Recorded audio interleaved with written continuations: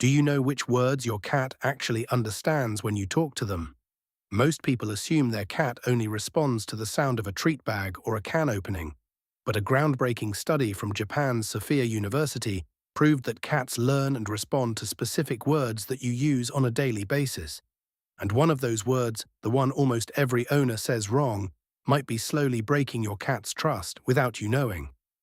Let's start with something simple, something your cat learned long before anything else, their own name. Have you ever called your cat, watched them look at you, blink once, and then walk in the opposite direction?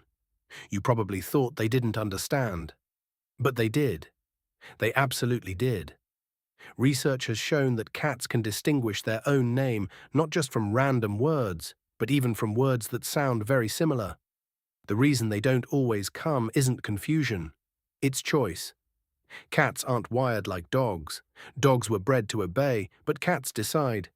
Every time you call their name, your cat is weighing whether it's worth responding. If it usually leads to food, play, or affection, they're more likely to come. If it leads to something unpleasant, they'll ignore you. Your cat isn't ignoring you. They're evaluating you.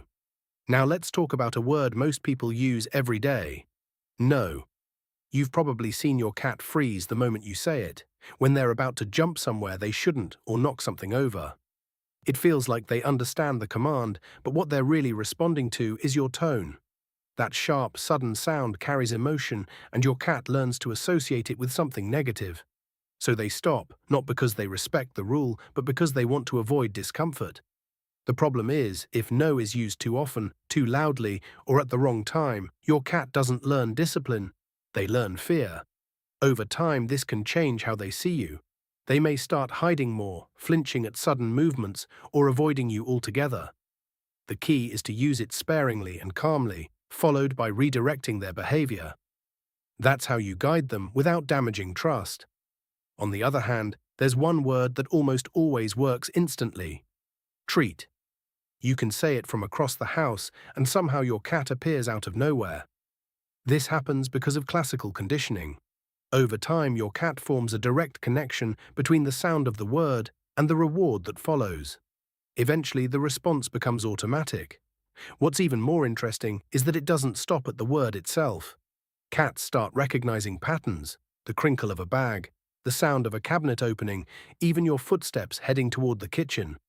Without realizing it, you've created a system of signals your cat has learned to decode perfectly. If you have more than one cat, there's another surprising thing happening right under your nose. They know each other's names.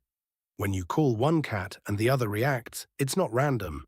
Cats are constantly observing and building mental connections. They learn to associate specific sounds with specific individuals.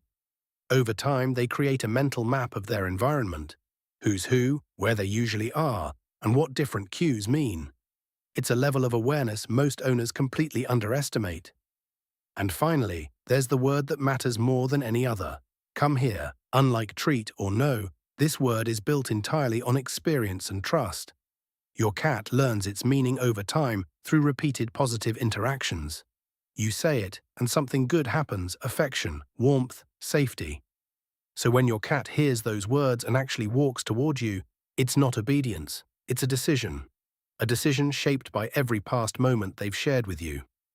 In that moment, your cat is choosing to come closer because they trust what happens next. And once you understand that, you stop seeing your cat as stubborn and start seeing them as what they truly are. Quiet observers, pattern learners, and decision makers in every interaction you have with them.